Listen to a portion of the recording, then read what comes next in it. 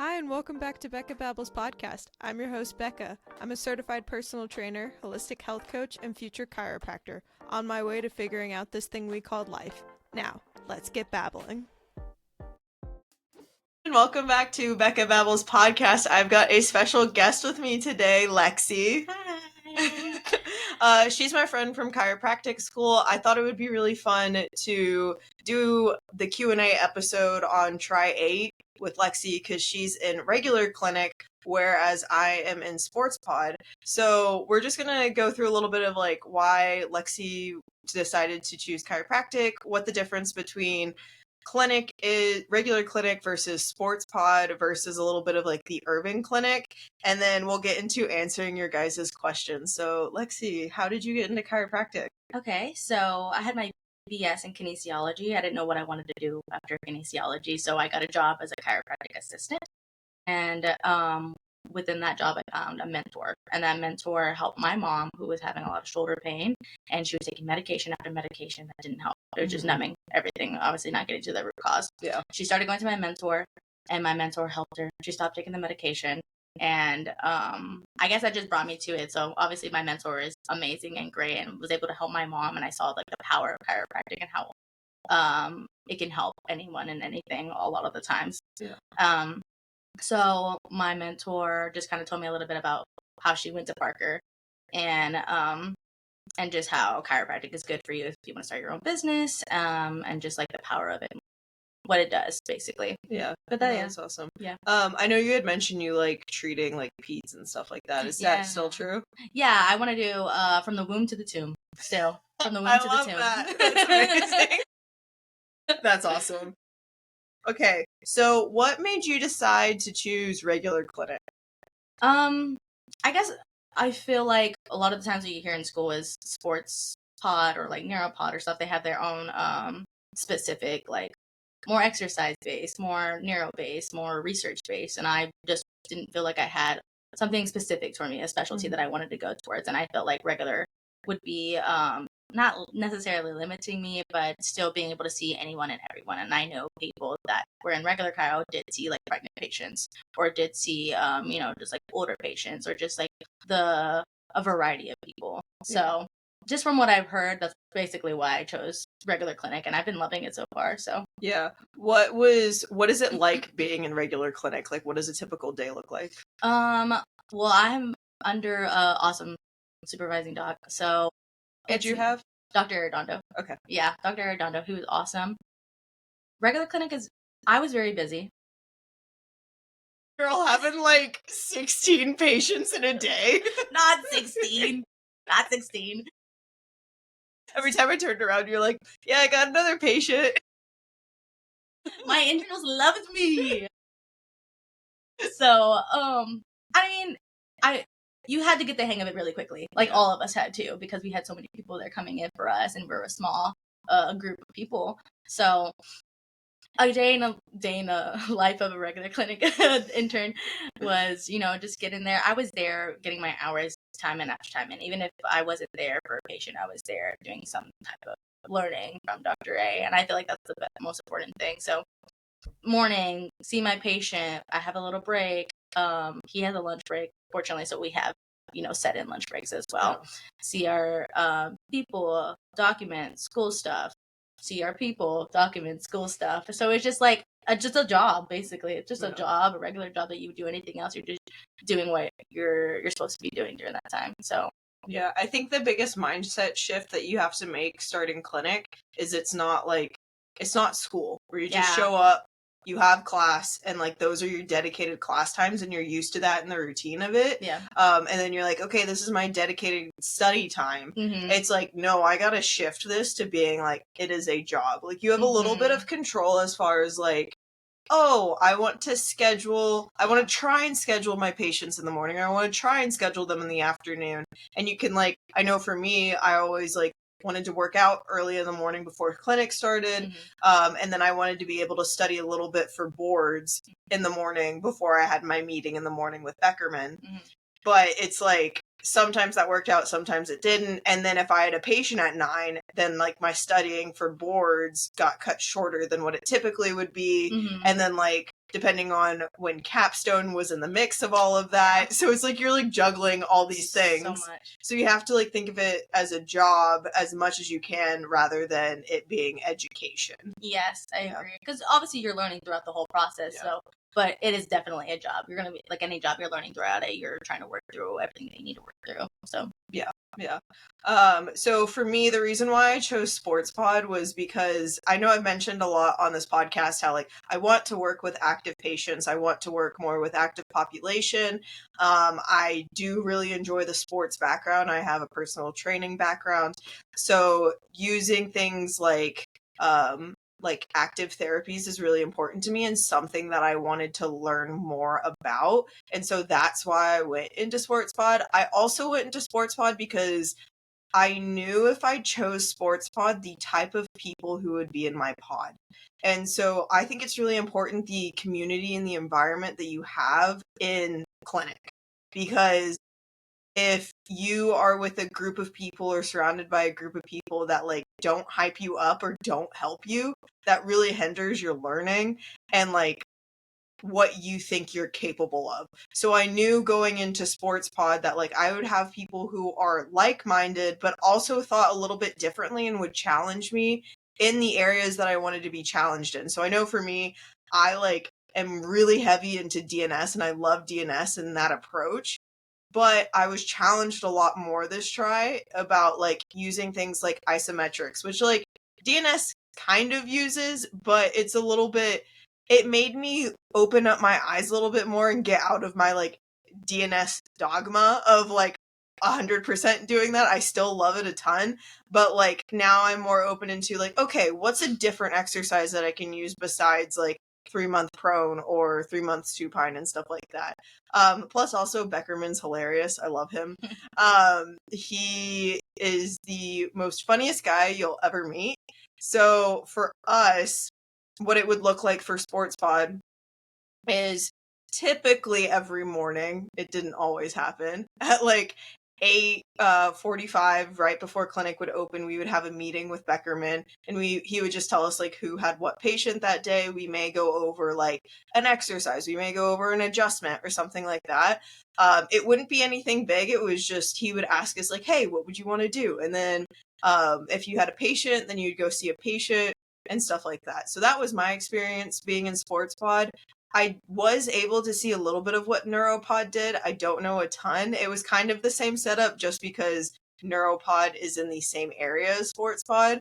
And so we would kind of hang out with the Neuropod people as well. But for the most part, like you can still have access to SportsPod. I think that's a big misconception that people think about clinic is that like you guys in regular clinic don't have access to what we have access to in sports pod. It's a little bit easier for us to have access to it during a patient appointment, but it's like you guys can still come in, learn from Beckerman, learn from why am I blanking on his name? The guy from Neuro. I know who you're talking about. I don't know his name either. Oh, I was like, it's not Angus. Because Angus is for sports pod when you're in Tri 9. Raper, Dr. Raper. Yes. So there's Dr. Raper, and then so you can learn from him too. You all have access to it. It's just, are you going to make time for that? Is what's really down to that. So yeah. I definitely did take advantage of that. Like I obviously in the first beginning, I felt the same. Like you don't have access to sports pod or until obviously you and Maggie would let me know. Like and then I did take advantage of those opportunities with Dr. Beckerman. He's like, you can bring your patient over here. I was like, yeah, if I have time, I'll bring him over here. I think that's the biggest thing is because you have that like 55-minute and like getting down the documentation of everything and learning the like tips and tricks along the way of like the drag and drop. Was really helpful for me when it came to documentation, but then you guys then have to walk all the way the other side of the street, and you're like, depending on the kind of patient you have, if you're able to speed walk across the way and then get checked out in time. Definitely. So I know Irving, or most people are probably going to ask like, okay, why did you choose Irving Clinic, or why didn't you choose Irving Clinic? You decided not to choose Irving. What made you choose that decision? I honestly just didn't want to be far. I felt like it was just easier. It was closer to me. His school was closer to me. I knew that I would still see a variety of people because I've talked to people that were in clinic, and they were like, there's not really a difference unless maybe they tell you in try 8 or try 7 that you most people that go to Irving are like Spanish speakers. I don't speak Spanish, but I look like I do. And so people were like, yeah, you should go to Irving. I was like, I feel like we're a small try. We're still going to be able to see a good amount of patients or people that come in. So conveniency was like huge for me, obviously. And that I knew there wasn't going to be much of a difference, really. Yeah. So I just decided, I was like, no, I'll just stay here. Yeah, I know a lot of people go to Irving because since it's more like easily located for like external patients. Yeah. If you didn't listen to my last podcast, I kind of broke down like the difference between internal, external, and internal others. Just a cliff note summary of that. Internals are basically students that you see at school all the time, go to Parker, and then any family member from those students. So Lexi would be an internal, and then anyone in her family would be an internal. Mm-hmm. Then internal others would be professors, and then anyone in their family. Externals would be anyone within the public. So if you went to your dentist and your dentist decided to come and see you, anyone in their family and your dentist would be considered an external. I know a lot of people are going to ask, like, how did you get externals? Because I live here in Texas, so I have a little bit more of an advantage because I know people. Mm-hmm. What was it like for you? Because you're from Texas, but you're not from around here. Yeah. How did you get externals? I definitely tell people all the time, like, you should go out and do stuff. Even if you feel like you don't have the time, find the time. Find the time, because there's some evenings that you have available. So I play volleyball in a big organization out in Dallas. So I have volleyball friends. Mm-hmm. And so I've gotten a friend to come in as an external. And then, honestly, you get a lot of people transferred down to you as well. So my IP2s or Try-9 people, they transferred people they don't need or haven't seen or whatever, or they're going out to CBI already. So I've gotten transferred down externals as well. And luckily they liked me and stayed with me. So I've been seeing them as well. Yeah. I think also the thing that I didn't realize is Saturday the clinic is open. Mm-hmm. And they will get a lot of walk-ins for Saturday, asking for people to like have an external come in, and that's like an easy way of like getting an external patient because not a lot of people come on Saturdays. No. I know I only went to like 2 Saturdays. Yeah, me too. Because I was like, I don't have a patient and I'm fine. I'm gonna sleep in. Yeah. So that's another way if you're like really stressed about like getting externals that you could do that. For me, I literally talk to everyone and anyone. Yeah. I talk to my dentist. I talk to people at the gym. I talked to I went to a wedding and I talked to people at the wedding. So, and now I'm working a seasonal job during the break, and so I'm literally talking to everyone. See, even Becca has the time. Anyone has the time then. Well, I'm a little bit crazy, so. Just be crazy like Becca and you'll get your externals easily. So yeah, those are all I feel like great ways to get externals. Yeah, just being a part of stuff. Church, sports, other jobs outside of it. Yeah. And then praying that maybe someone sprains their ankle. Yeah. Okay, maybe not that.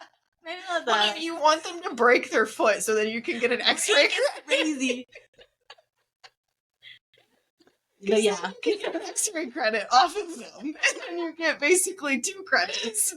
Yeah, you gotta be a part of the sport to see those people. So yeah, because they're the ones who typically get injured. So true.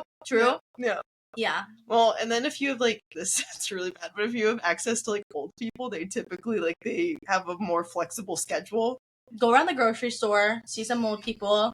Hey, have you seen a chiropractor before? I talked to people about chiropractic. I was at that Christmas thing that they have in downtown Dallas. It was for the Cowboys event or something like that. Okay. And I saw someone and she was putting her baby and her back was hurting. Mm-hmm. I saw her going like this. Yeah. She would put her down. I was like, when you get home, I'm a chiropractic intern, by the way. When you get home, I just started the conversation. I gave her my card. I was like, hey, I saw your back was hurting. Is it okay if I give you some advice? I'm a chiropractic intern. She's like, oh my gosh, wow. I should have given her my card. Yeah, I'm a dummy. Always have your cards on you. Like, always. I have cards in so many bags. I have them in my backpack. I have them in my lunchbox. I have them in... Yes, I have them in my car. I want my Bible. I want... You never know when you need to pull it out during life group of like, hey. You're like, hey. Pulling it out behind the ear. Yeah. Yeah, I'm trying to think anything else. Yeah, because I would have people from life group and they would be like runners and stuff. Nice. And they would ask me if they would need help. There's marketing events too. I don't know how helpful they are.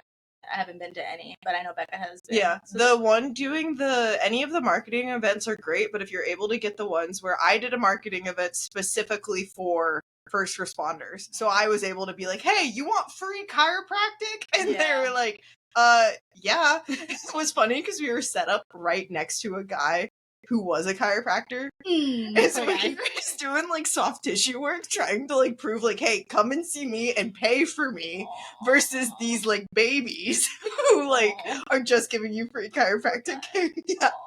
But yeah, I'm still working on my neighbor though, because he's one of those people who are like, I'm not sure about chiropractic, which I feel like is always a hard conversation to have with someone.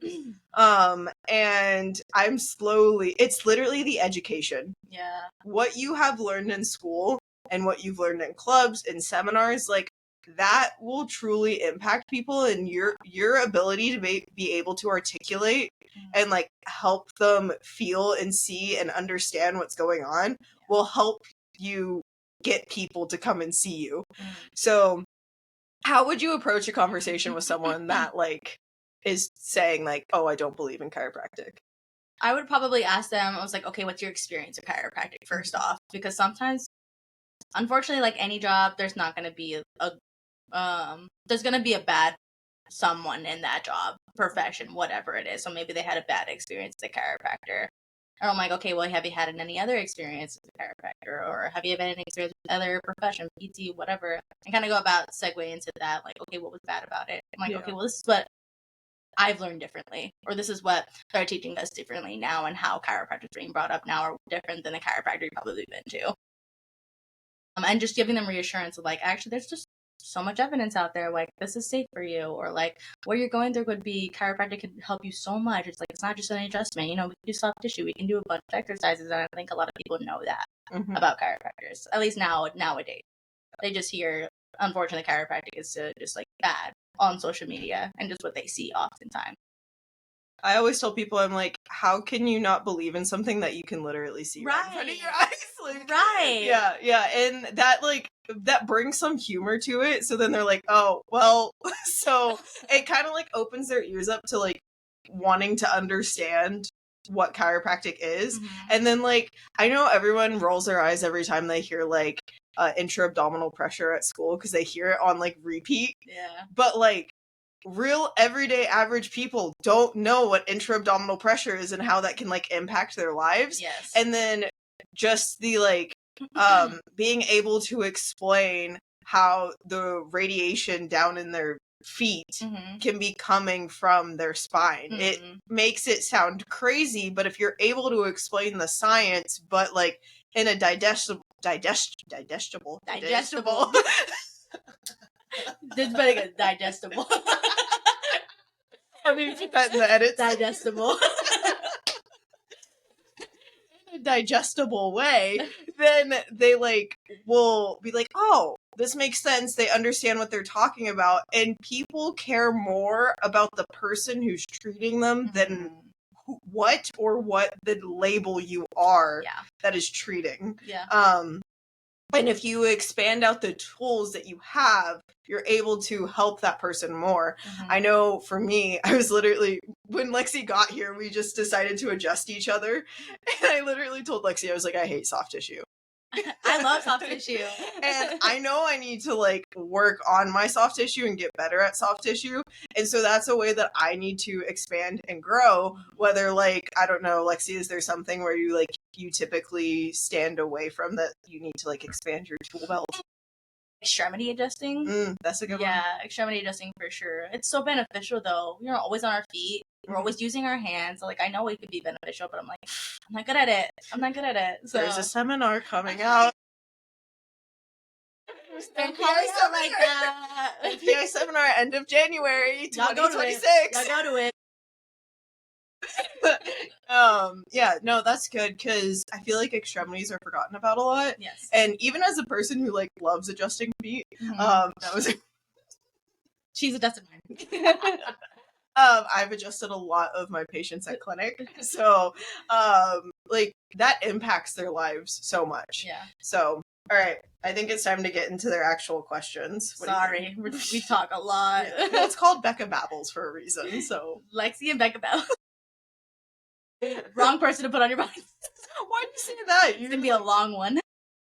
Well, I told them that I wanted the first podcast to be under an hour. You want to know how long it was? How long? Like an hour and 20 minutes. This will be 2. At least they're hearing a different voice, so that's all that matters. Okay. First question. What's one thing you wish you knew before starting clinic? You first. I don't even know. There's so many things I wish I would have known before I started clinic. Maybe like, I think a big thing was let's see.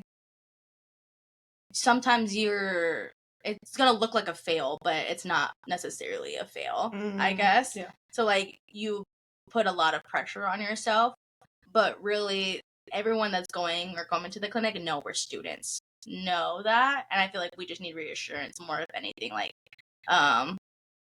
repeat the question again. What's one thing you wish you knew before starting clinic? I wish I knew that the whole weight of the world is not on my shoulders before I went into clinic. That's so good. Yeah. Like, we're just one person trying to make a difference here, but every other person that's going to clinic is trying to do it too. And our doctors are gonna be helping you along the way. Every little mistake is really not a mistake. You can fix it very easily, just with more education, more questions, silly, stupid questions too. Don't be afraid to make a mistake because you're going to learn from it and you're going to be a better chiropractor in the end because of it. Yeah, especially coming in as like a Tri-8 student. Yeah. Like, this is your first 3 months in clinic. Yeah. No one expects you to like already have it down. Yeah. No one expects you to like understand everything, going to fix them completely. I think that was the big thing for me, was I couldn't get someone feeling 100% better already. Like, ending clinic and already having someone like back to all their goals of what they wanted to do. Yeah. But then also, same thing as like the weight of the world is not on your shoulders, and like they're okay if you mess up, or if you mess up an adjustment. Like, it's not that big of a deal. Yeah. And then I know for me, being in sports pod, like we're in an open bay. Yeah. So like, I can see what everyone else is doing. So the comparison is real. And I know for me, I'm really bad at comparing myself to other people. And it was really easy to do that in the open bay, because I would have a patient with, let's say, a shoulder issue or a low back issue. And then I look across the way and one of my friends also has a patient with a low back issue. And they start doing these different exercises. And I was like, why didn't I think of that? Yeah. Like, why can't I progress them this way? How are they so good at like exercising and programming and progressing them? And why is their patient getting so much better? They're so much better at adjusting than I am. And it's like, that doesn't matter.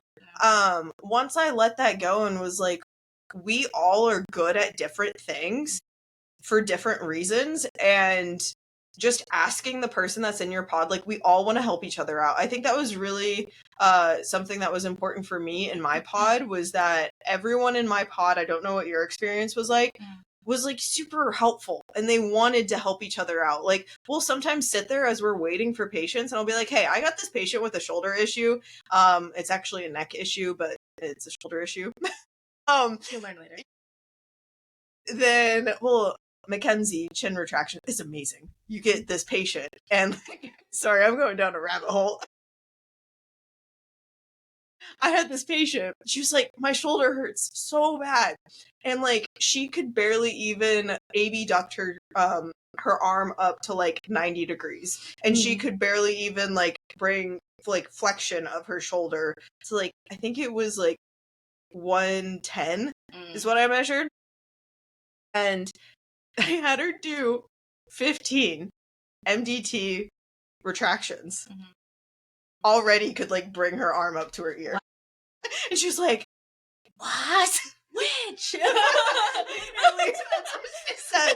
And I was like, she came in because she was an external that was like, yeah, I'm just here to like help you out. Like, I know that like these things are really hard. And I was like, I really appreciate it. And she's like, yeah, I'll try and like get you to have other people come in. I did that. And she was like, if you can actually help me, like, I'm going to get a ton of people coming in for you. And I was like, that's amazing. That's awesome. Yeah. So, what was my point in that? Anyways, she was a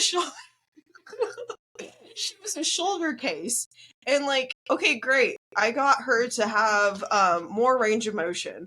But she wasn't progressing from there because she still has issues with like internal rotation and stuff like that. And I did some isometric work with her, but I was like, we're just not moving the needle very well. And I was sitting there, and then I turned to my friends in sports pod and I was like, what do you think? And they're like, oh, you could do this. Oh, you could do that. And it makes you progress so much faster when you like down your ego and say like, hey, what do you think? Than just trying to figure it all by yourself. Yes, you can do the research. Yes, you can like go down the rabbit holes of all the things on your own, but it's so much easier if you're using more than one mind on a case. Yes, that's a whole different definition of brainstorming. You're using a whole different people, different brains, different mindsets on how to treat a patient. It's so good. Yeah, I definitely always ask my doc. I was like, what do you think I should do here? They're so good. Your docs are going to be so helpful. And then I had one pod partner with me. Yeah, that makes it kind of tough. But he was awesome. He was always helpful for me if I had any questions or if I needed a progression exercise or a regression exercise or what he thought of this patient sometimes too. Well, and I know you would text me sometimes. I text you and I text Maggie and I'd go to Sports Pod and ask Beckerman too. I'm like, I was definitely using everything I can because I wanted to help these patients. I wanted to do everything that I had in my back pocket to make sure that they were getting the best care possible. Yeah, and I think that's the most important thing is like the energy that you bring to the patient appointment is like if you're coming across that you're really just trying to help them and not just there to get a credit, they'll keep coming back because they sense that. I had a thought and then I blanked. But yeah, just don't put so much pressure on yourself when it comes to being a tri-8 and trying to get everything right. The last thing that I would say that I wish I knew before going into clinic was that you actually had assignments. That's a good one. Literally, all I thought was we had clinic, capstone, boards, and my master's. That was it. Didn't know you had rad rotation. Oh, I knew we had a wellness class. I didn't know we had rad rotation. Didn't know we had CD lab. That was 2 hours every week. Didn't know that we had rad reports and MCO assignments that we had weekly. So that was fun figuring that out. Yeah, that was great. Great surprise. Love that. How did you manage your time? Because I know for me, towards the end of the tri, when like chaos was happening and all the things, there was like 1 or 2 assignments for me that slipped through. Yeah, me too. Me too as well. I feel like I've always been good at time management though. But I don't. You have a busy life. I have a lot more free time than Becca does, and that's for sure. So I got it done. Becca would actually help me on my assignments too, actually. I guess just time managing, like making sure that I'm not also just prioritizing work and assignments, but prioritizing myself too at the end of the day. So I'd make sure to set a time frame of when I need to get these assignments done. If they're due on Wednesday, I'm gonna get them done on Monday, so I have that Tuesday. If they're due on Thursday, I'm getting it done on that Tuesday. That's kind of how I kind of worked it, because then I have the weekend to not have to worry about too much and just do my own thing. Yeah. Do you use like a calendar, or what's your? Yeah. So I use Notability, and I just use it's just super easy, and it's for me. It's just like I can look at it right there, and I don't have to use any other app. So I just use Notability, and I just put a week 1 to-do list, week 2 to-do list, and I put what's due, and I put the date next to it when it's due. You make me feel like a complete nerd. You're so nice and organized. Over here I have my Google Calendar with my Notability, or not Notability, Notion, like, to do list. And that's okay. If you're that type of person that can do that and it works for you, that's perfectly fine. Me, I'm like undergrad college frat guy. Like that's my little easy simple thing that I can look at right there. Yeah. We got hey, I didn't know this was going to be even better. We got regular clinic simpleton, and we got two completely different people. Overachiever, like, sports pod. Facts. Facts. All right, I think we got enough for that question. Okay. Should we move on to the next one? Yeah. Okay. This one's the hard one. What's one clinical skill you feel more confident in now, and one you wish you need, or the one you feel you need to sharpen? So let's start with what's one clinical skill you feel more confident in now? More confident in now? Yeah. Cervical adjustment, honestly. I used to not, I couldn't get one person cervical before I went to clinic. Yeah. Now I feel pretty confident that I can get it done, and if I can, then my doc will come in and help me and figure out maybe this person has like a stiffer neck, so maybe I'm not going to be doing a whole lot of lateral flexion rotation with them, right? Yeah. And he kind of helped me out through the process. So now I feel pretty confident in, like, okay, if I have this person with a stiffness, I have this person that's has a little bit more mobility. I have a person that's like in the regular, they don't like supine, but they relax more in seated. Now I can kind of work through the process. So I've gotten a lot better at cervicals. Yeah. No, that's good. I know for me, kicks were like the death of me. That was actually my first adjustment I had ever gotten. I went to, of course, an MPI club.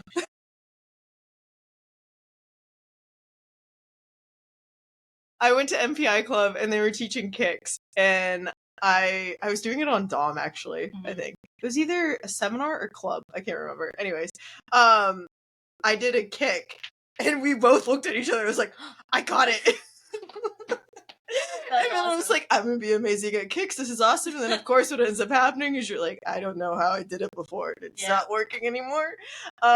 So I finally figured out it was like I needed to be slower and like actually feel with my hand that's like touching the person's pelvis and like feel the tension. And then do the little baby kick. I think we over exaggerate the fact that it needs to be the kick under the table. It's like, no, you need to build as much tension as you can into that kick to like have a little. Yeah. Yeah, definitely. Yeah.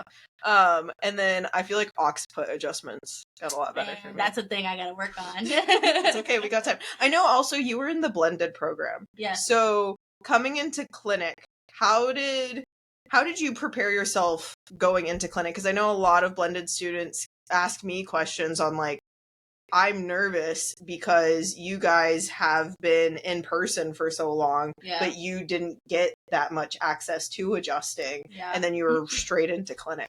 Yeah. I don't know, honestly. How did I mentally prepare myself? Is that what you're asking? Like, mentally prepare, how did you feel going into clinic? Was there any, like, limitations you feel like you had because you were in blended? I think I was just really nervous, but classes prior, I feel like there wasn't a huge difference in adjustment. I feel like I was better at some things, other people were better at other things, and I feel like that's for everybody and everyone. It doesn't really matter. I wasn't... I knew I was good at side posture. Yeah. And I just kept that positive mindset. I'm like, okay, if I can't get this person here, there's other ways I can do it. I can only ask my doc, or I can ask other people to help me out through the process. So I just had that mindset already that I was going to have help. And I went about it. Yes, I was extremely nervous and I wanted to get it done myself. But if I didn't feel like incapable of doing it, because I knew I was going to. You just have the mindset that you're going to get it done one way or the other, and you're gonna work towards it. Yeah. So yes, I was nervous, and I did have a lot of anxiety about adjusting and like not feeling capable some of the times. But I just kept like that positive mindset attitude about it, that I was just like, okay, it's gonna get done. She also needs to give herself credit. She went to MPI club, so I had a great person to teach me.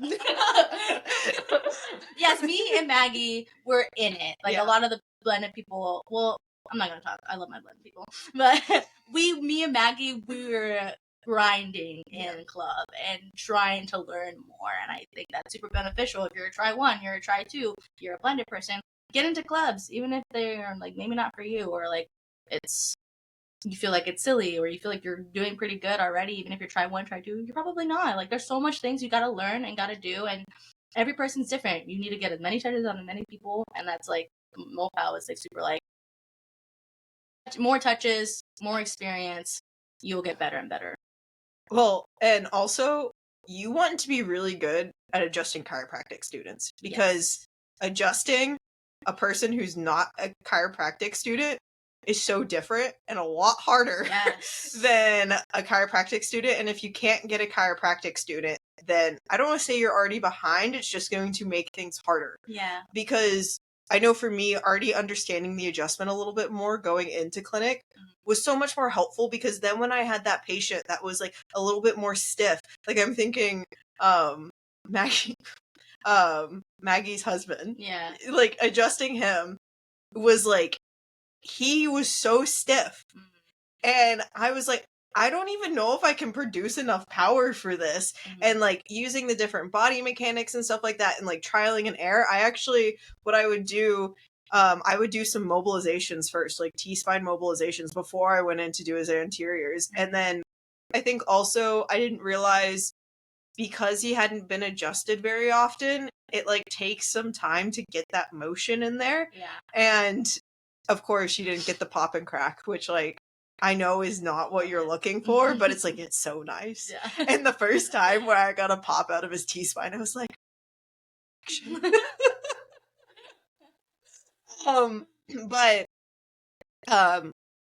so try and get as many reps as you can when it comes to adjusting before going into clinic. And then when adjusting like a different body type, or I even know when I got my first like elderly patient, I was like, what do I do?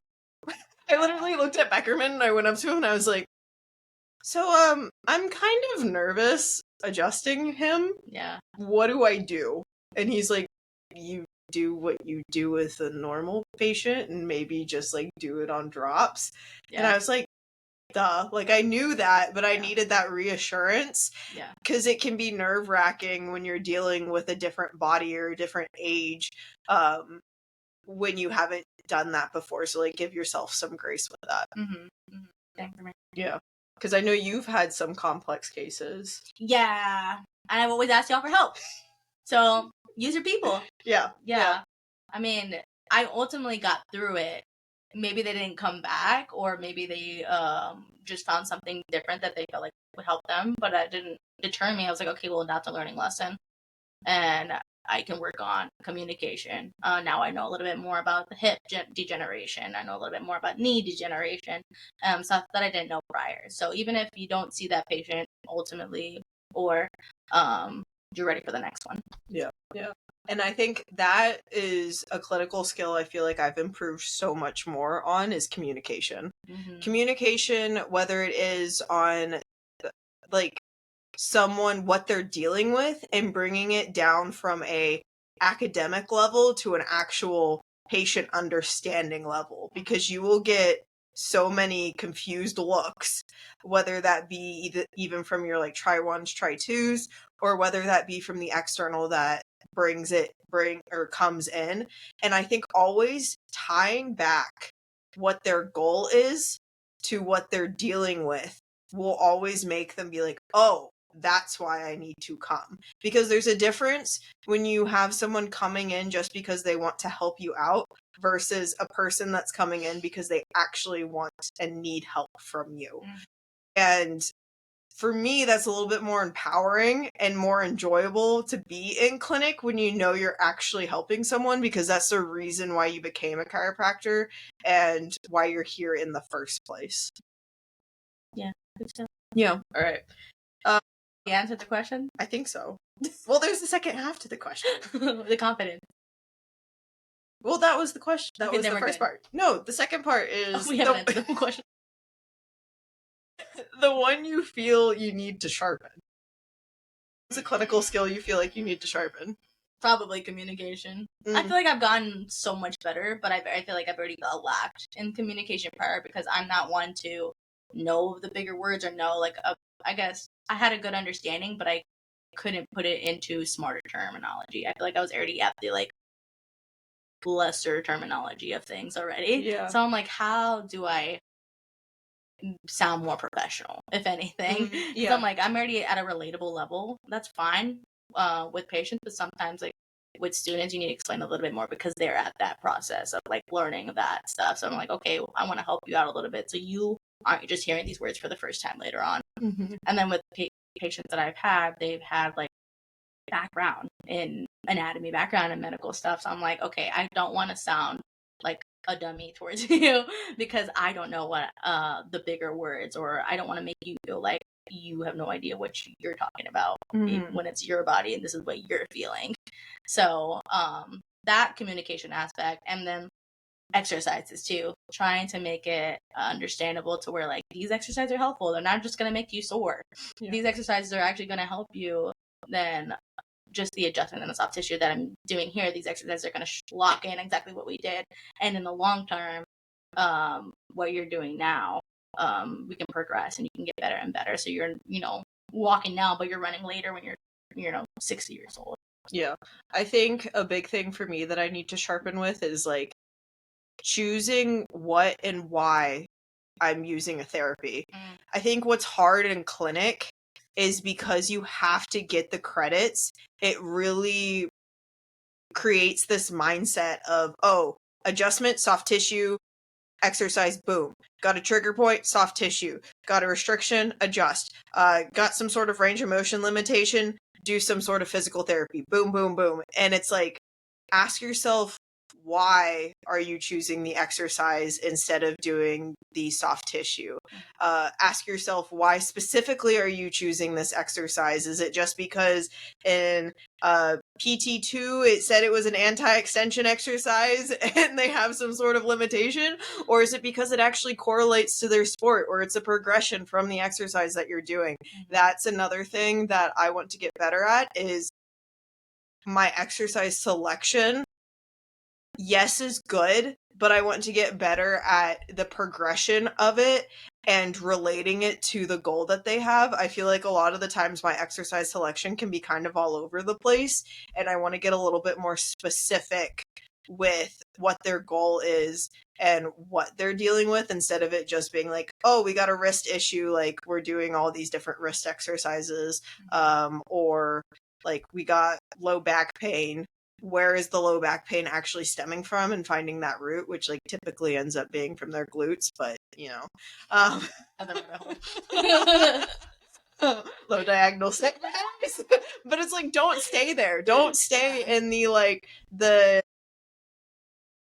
supine breathing. Don't stay in the low diagonal sit. Don't stay in always doing the hip airplanes. Like, you gotta progress the person at some point. Yeah. Because it's just like the same mindset of being at the gym. We've got to have progressive overload. If I'm starting off with like lifting with the bar, or, okay, this goes out to all the girls who wants to grow a booty. If you have hip thrusts and you're only starting out with the bar, if you want to grow the booty, you got to add weight. Yeah. Like, it doesn't grow unless it has the stimulus to grow. It's nothing different from when you're dealing with a patient in clinic who is coming back from an injury. They've got to progress those tissues somehow.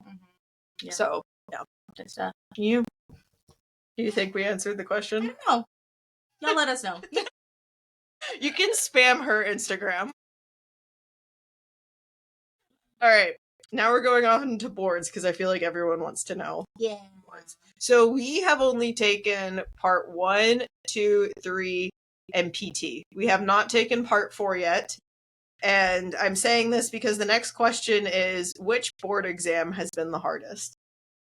Right now? Yeah, out of the 4 that we've taken. Honestly, I'm going to say part 1, but that's because I'm not, like, academic-wise, I was not the best. Stop giving yourself such a hard time. She's smart. No, guys. I'm not saying I'm not smart. I'm pretty smart. You're like, just don't give me another micro question. Don't ask me anything about the kidneys. I love the kidneys. I know, she helped me. Anyways, academic-wise, just wasn't my favorite. Just wasn't my expertise, obviously. I feel like you're, like, most people would agree with you on that. Like, that's how they feel. Yeah, part 1's the hardest. Because, like, part 1, it's just so all over the place. Yeah. and random. Yeah. To where part 2 and 3 are very similar, and it's just very clinical and diagnosis and diseases and stuff like that.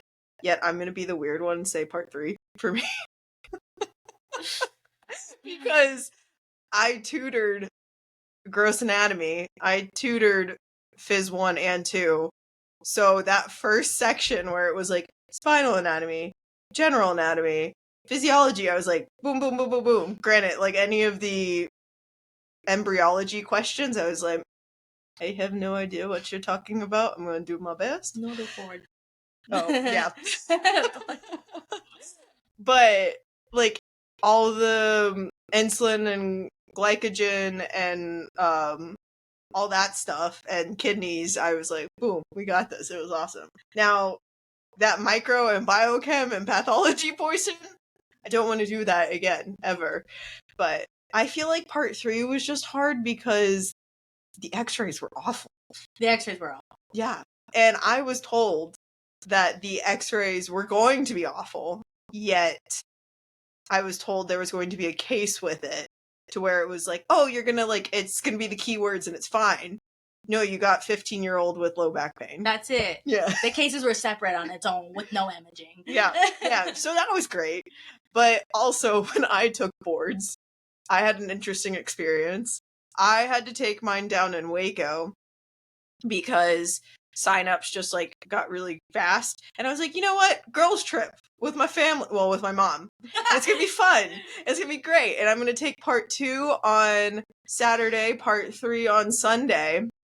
As I'm driving down to go take part 2, earlier in that week, I got sick with a fever. So that was great. And I was recovering. And I was like, please bring my brain back. Then I went to go and take part 2 on Saturday. And I was like, I don't feel good. And I looked at my mom and I was like, I don't feel good. And I'm like balled up in like a blanket in the car driving down there. And then what ended up happening is I'm sitting there taking part 2 and I'm literally like shivering with chills, but also like had like snot in my nose.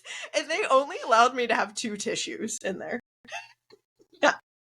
Oh my god, I'd be the whole time. I literally was looking at the like number and being like, okay, I'm halfway through the exam. I can only use the tissue at question number blah blah blah. And then my next tissue at like when I'm almost 20% or only have 20% left. So that was great. And so then when I went to go take part 3, I spent the rest of the day, we didn't go anywhere in Waco. I spent the rest of the day in the Airbnb just watching Outlander. And then I went to go take part 3, and I was still, brain was sort of functioning, but at least I didn't have a fever, so that was great. Yeah. You just like hit that peak during part 2. Yeah, so that was great. Dang, that sucks. Someone who studied micro could probably tell me more, but not me. I barely passed part 1. I passed. Hey, with that, how would you recommend studying for part 2 and 3? And when do you recommend taking it? Ooh. Part which one? 2 and 3. I honestly just listen to other people. Some people said, like, take it the same day. Don't take it the same day. Don't take it the same day. No, that's a lot of questions. Your brain is fried after, like, you have your first break of part 2. Unless you're, like, one of those people who actually really like taking tests. And you're a beast. Do it. I know one person who took it in the same day. And I was like, good for you. Could not be me. No, could not be me. I will say, though, like, take them pretty close together, though, because it's the same stuff. Basically. Part 3 will have more cases and more images, but it's still the same stuff for the most part. Yeah, the same information. Yeah. So I would recommend taking them together. Even though Try 8 can be really crazy with capstone, with all the tests, with learning and stuff like that in the clinic, I think taking it in Try 8 is probably your best bet. I agree with that too. Yeah. I know some people wait for Try 9, which is fine, but it's such a relief now that we're like, it's done. They have a 3-week break right now. Yeah. Just chilling. And all we have to worry about is CBI and getting externals and now assignments and stuff, and you can kind of just chill back and relax until part 4. Yeah. Now, we already took PT. I highly recommend taking PT in Tri 7 because like that gets it out of the way. So then taking part 2 and 3 in Tri 8 is a little bit easier. Yep.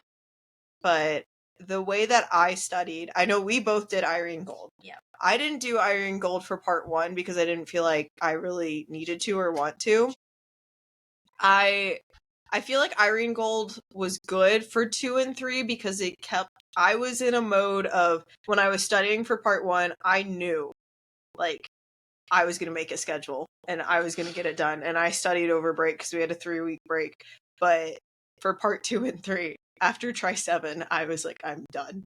I don't know if I can stick to this. So it was great to have that like consistency. But I took the book and whatever we reviewed, especially if it was like general diagnosis or the imaging stuff. I know I took that, turned those into Anki flashcards. If you don't know what that is, that's basically a space repetition app. And I had finished that because when we finished Irene Gold, or most of the Irene Gold, was it Tri 7 that we started Irene Gold for part 2 and 3? Yes. Yeah. Yes, the end of Tri 7. Yeah. So I was making the flashcards as my review of the topics, but then I would then start reviewing those flashcards in Tri 8 in the morning when I would try and spend like 30 minutes to an hour of reviewing. And that's what helped me. I didn't always stick to it, but like that was my general goal of getting that way. And then towards the end, once it got closer, I would review like the CBR app and any like Quizlets that I was sent and stuff like that. But that's how I studied. How did... Not very hard. I should have studied harder for sure. I should have done one better. I studied Irene. I paid attention as much as I possibly could during Irene. And then I just went over the book a lot of the times. I did the CBR app. I did also iSmart Learn, which is like online. You can pay for it. It was pretty cheap. It was like $50 for it. Okay. And there's more questions that you could do. Somebody told me to do that. And I did it a couple of days in advance. CBR, I did a little every so often whenever I thought about it. And then the book, I just reviewed it every once in a while. I should have studied more for sure because I probably would have felt a little more at ease because I felt more. Wasn't as nervous for part 2 and 3 as I was for part 1 because I felt like if you paid attention in school, a lot of it should be review. Yeah, that's fair. If anything, like names were different, orthos were different, adjustment stuff is different too because there's a lot more like scoliosis and like side posture stuff and pools and like just the way they word stuff. It was kind of hard to keep up with a little bit, but Irene Gold helped in that aspect of like trying to create a better image in your mind of what they're trying to say to you. Yeah. But yeah, definitely just should have studied harder, should have done more stuff, but I took advantage of the Irene Gold. I took advantage of the book and I just used questions. More questions you get with those questions. If I didn't know what it was, I looked into what they were asking me and then I'd go more into depth in that whatever condition, whatever diagnosis, whatever I'm seeing in an image. Like, okay, I don't know what this is, and I'll Google search it or something, and whatever pops up, I'll learn more a little bit about. So I like to go in depth into small things that I did understand. I think that's the biggest thing is like don't go through the questions just being like, oh, okay, I got that wrong. Yeah. Oh, okay, I got that wrong. Oh, I got that right. Cool. It's your learning and you're studying. So if you don't understand something, like look it up, review it again, and that's going to be the most helpful. Also, prioritizing more like the general diagnosis, the imaging, the ones that are more heavily weighted. Yes, do like a general like understand everything, but I know for me, like I didn't do a ton of the studying for like the scoliosis questions or like adjusting for that, and I took so much time trying to understand it and figure it out, yet it wasn't sticking in my brain. I think I got like 2 or 3 questions on it, and like it kind of sucked being like, oh man, everyone said that they didn't get this question, yet I got this question. But like in the grand scheme of things, it's like it wasn't the heavily weighted portion of the actual exam within itself. And also like Lexi, you're very much more like you read stuff. Yeah. And like you get it down. For me, like I need to see it and like test myself over and over again. So you got 2 different perspectives there when it comes to studying for boards. Okay. How do you approach patients now compared to your first month in clinic? Way more confidently, for sure, and a way more, like, I've definitely worked on, like, what we talked about earlier about journalism and just being better with my words and how I use them. So I would just say more confidently and just, I guess, like, more relatable to their goals specifically. That was, I guess, just a bigger difference of like, okay, this is what you got, this is what's going on, this is what I think. I was like, but really now I'm like, this is what I feel like is going on with you. How do you think this I portray this to you? Do you feel like this is pretty spot on? Do you feel like with this treatment we're gonna reach the goals that you have? Yeah. No, I know for me, like when I first started out treating patients in clinic, it was very much like there was so much going in my mind. Yes. Like I was nervous. Will I get this done in time? Will I get all the documentation done? Is the documentation right? Crap, did I mess up the documentation again? Is this the right exercise for the patient? Does this patient want me to talk to them or not talk to them? Oh crap, they're going on their phone. They must be bored of me and they'll never want to see me again. Like all the thoughts that are racing through your mind. Yeah. And now when I see a patient, it's like I understand the documentation a little bit more. It's not as much stress and like the fact of needing to be perfect. You're gonna mess up. Yeah. And like I think sometimes people make the CFDs out to being like these really scary, mean people, and they're not. Like, if they see that you're trying and you're coming into clinic and asking questions and you want to get better, they're like, oh, they're a student. Like, they're actually trying, and they'll give you a break. And they're actually really nice people to get to know. They're human beings like the rest of us. And when it comes to patients, like, thankfully being a Tri-8 student, like, most students that are coming in to see you, like they understand that you are a student as well. And as long as you are either helping them out in different ways, whether that be like with classes or maybe they need help with like workout warm-ups and stuff like that was something that I did. And helping them in different ways. And like some people just like don't want to talk as much. Like I had this one patient, he was an external that came in, and I tried everything to talk to him and type and talk. And like he would just give me one word answers. And I was like, you know what? Maybe this guy just like doesn't want to talk and he wants to spend this hour where he doesn't have to think about anything else. And that's okay. And he still comes and sees me. So if you're that person who like feels like you need to get everyone to talk, maybe that person just doesn't want to talk, and that's okay too. Yeah, I feel like you get a little bit more socially aware of your patient. Yeah. Once you see them a couple times, you're like, okay, maybe they don't want to talk anymore. Yeah. So you get a little bit of better feeling about the people that come in. If they want to talk, if they don't want to talk, whatever. Yeah, I feel like I'm more peaceful within myself with patients now than I was when I first started, which gives me the space to think more clinically. Yeah. With the patient that's in front of me and not just doing the like plug and play, adjust here, soft tissue here, rehab here, bye-bye. Yeah, I definitely agree with that. The whole, especially the documentation stuff. I still take forever to take my documentation stuff, but I found the tips and tricks and like be able to get a little bit faster and still give quality care to my patient and still finishing in time. Yeah. Ask any of your like upper tries how to do the drag and drop. I would explain it on here, but audio it wouldn't make any sense. Yeah. Sorry. Yeah. Okay, next question. How do you handle patients? Oh, we already answered that question at the beginning of the podcast. Who don't believe in chiropractic? Oh yeah, we did. Yeah, we did that one. Sure. Okay, cool.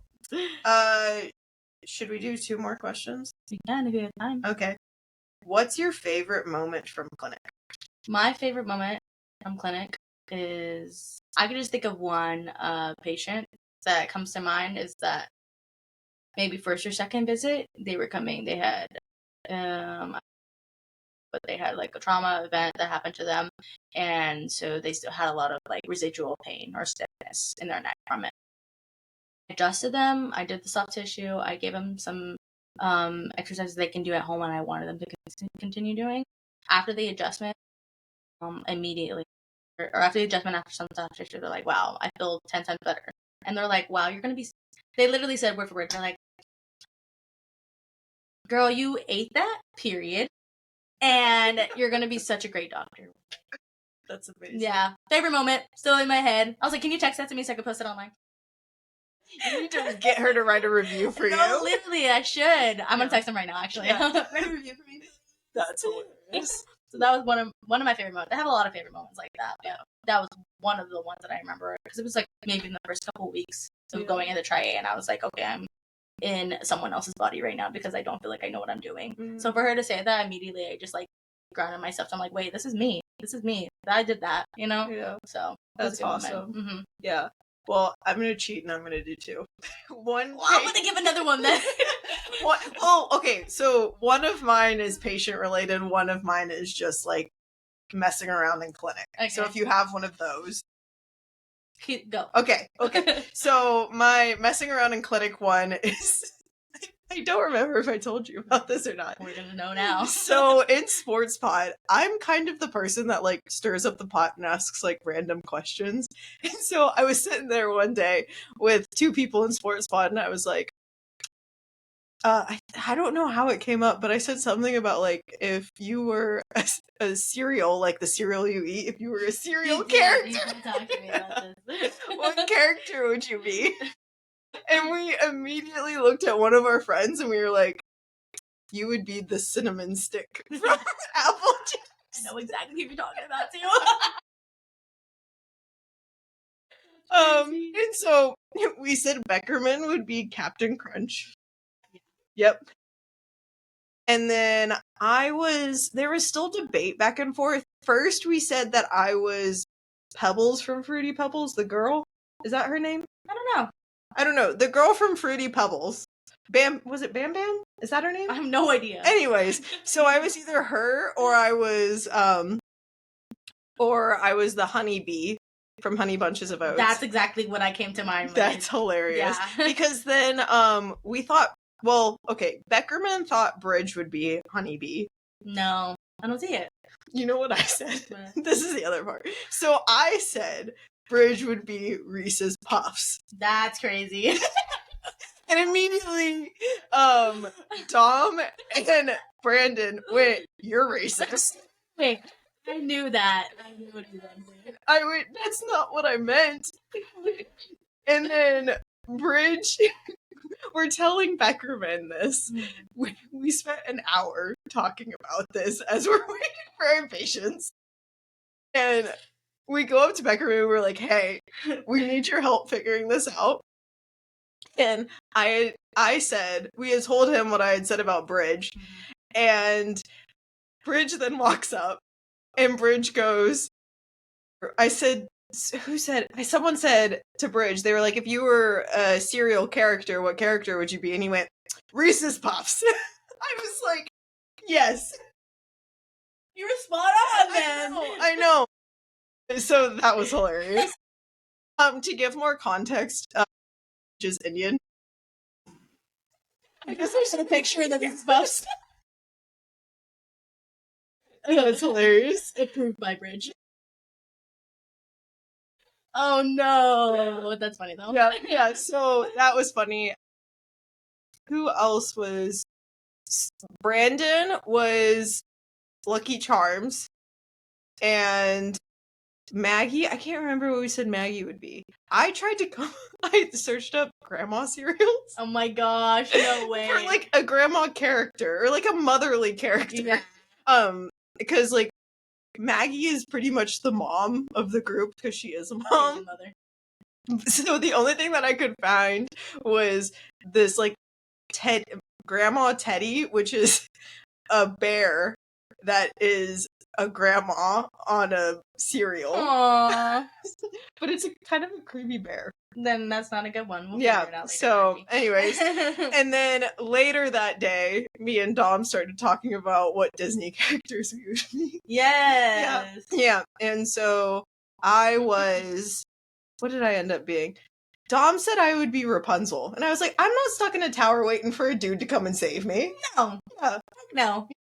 So you're more of Wreck-It Ralph. What's her name? That was not what She's doing her own thing. She's doing her own thing. The driver. Yeah, the girl. With the like from Wreck-It Ralph. With the like candy in her hair. Yes. Well, I brush my hair, so that has nothing to do with the candy in the hair, but you're missing the whole point of this. Later I asked that to my cousin. I was like, what Disney character would I be? And they said I would be Dash from Incredibles? Yes. That's crazy. I feel like, What would that be? I don't know. Put it in the comments. If you're watching the video, what would Lexi be? Disney No. character. What did I say? No, you're Mickey because of your hands. Remember? What? So when she gets really tan, but her hands. Not Mickey. You said Tom and Jerry. Oh, that's right. Guys, when I'm tan, you can't even see it. Yeah, you kind of see it. Brown and then pale. So she said I was Jerry. Yes, That's from crazy. Tom and Jerry. We'll put a picture. So that was my favorite, like, just moment in clinic with like friends and stuff. Favorite memory with like a patient specifically was I had a patient come in. He had like right SI pain. And I had him stand up and I went, okay, put your arms up over your head and reach back as far as you can go into as much extension as it can go. And he stood up straight and went, that's it. I was like, any more? And he was like, nope. And I was like, any pain? And he was like, yeah, like 7 out of 10 pain. I was like, this is crazy. Whoa. And he's like your like weekend warrior, CrossFitter, like he gets at it. And I have him go on the table and I'm like, well, let's try these Mackenzie press-ups and see what happens. I wasn't even thinking that it was a referral or anything. Yeah. You know how like they talk about in lecture, or DMAC would talk about in lecture, where it's like if it's SI joint, it could be coming from low back pain. Yep. Or lumbar spine. Yeah. And so I was just checking it as like an ortho, and he did a few of them, and he was like, yeah, it like moved to my low back. And immediately in my head I went, centralization. It's a thing. Literally. And so then when I had him come and see me at my next appointment, of course I had him do Mackenzie press-ups. I put some overpressure on his like lumbar spine and he's doing these press-ups. And then I hear this big clunk and I'm like, I just killed him. Oh my god. And I was like, so how you feeling? He's like, I feel great. It's fine. Like my triceps are getting a pump. It's like, okay, cool. We're not dead. Uh-huh. He stands up immediately, already has 7 degrees more of extension. What? Went from 0 to 7. I was like, it works. It works. Yeah. Well, then he comes in and sees me the next like appointment and goes, yeah, I did front squats and like I feel so much better in my front squats. I added like 10 more pounds and I feel like I can start going for a run. He had pain walking on an incline. And I was like, wait, whoa, dude. You can only go on speed 3 right now with like a little bit of an incline without any pain. And now you want to go for a run. Wow. I was like, let's slow down a bit, but like that's exciting. So that was really fun. Wow, that's so cool, actually. Yeah. I was like, it works, guys. It really works. But like, yeah. Of course, like we're doing progressions from there and you can't just stay in like Mackenzie land forever. Right.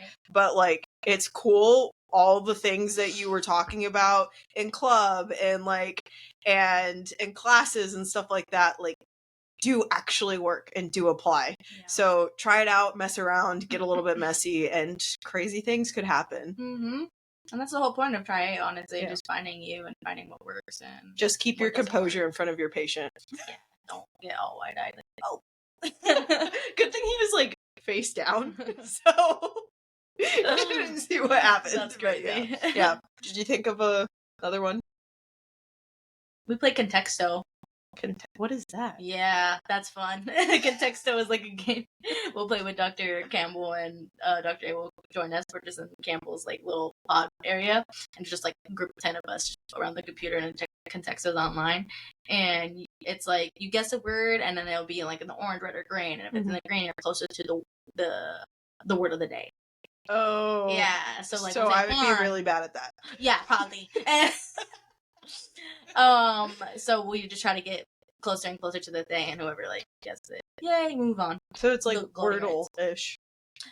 No, it's a word that they use to guess, but you're guessing words that are close to what it is. Okay. So like the word of the day is plant. What would be close to that? Grass. But something far away from a plant is like I was about to say Hair. rock, but that's hair like would be completely away, so there'd be like more. I don't know. red. I feel like hair is like the Okay, body's we're way not of doing being a scientific grass. This is not fur, okay? Okay, last question. What excites you the most about practice now that you have started clinic? Practice. Oh, in general? Like being in chiropractic practice, or like being like working in the future. Oh my gosh. Honestly, Like graduating. just doing my own thing, I guess. Like, I've always been, like, I'm still scared, but a little less scared now that I'm like, okay, I feel like I can actually help people. Prior, I was like, I don't think I can do anything. I feel like I know absolutely nothing, and I don't think I can put anything two and two together from this person's pain or history. I'm like, wait, actually, this history and their sensitivity and extension, or like whatever. I'm like, okay, I have ways I can go, segue into that, or like exercises that can maybe possibly help in there, or like assessments that I could possibly do with this person. I guess just generally, I'm just excited to be doing my own thing, I guess, or feeling more confident in doing my own thing. But yeah. It's like you actually see the light at the end of the tunnel, which is Yes. really helpful because of all of the work and the pain and the tears and the things of like, feel like, oh, it actually works. Mm-hmm. I'm actually going to be graduating, Mm-hmm. and I'm actually going to be doing the thing that I wanted to do, Yeah. and I can make it my own thing. And it actually works. Yeah. Which, like, of course I knew it worked, or I wouldn't have gotten into it into the first place.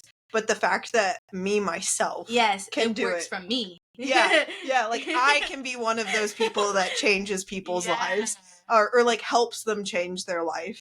Yeah. It's because I know for me, like, writing my why is really important consistently, almost at, like, the end of every try, of, like, redefining it, changing it, seeing if it, like, the different people that I want to take care of changes.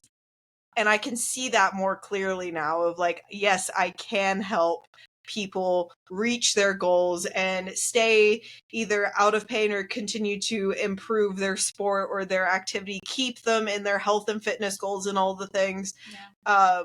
Which is really exciting and just hypes me up every time I think about it. Yes, definitely. Yeah. So, yeah. Anything, last words, last advice? Those little baby tri-8s terrified for their lives. It's okay to cry sometimes. Don't be like, and like I said in the beginning, don't be scared to make a mistake, because mistakes are bound to happen. Just how you go about it afterwards is what defines you. Yeah. Have your best friend by your side. Have your friends with you. Yeah. Yes, always.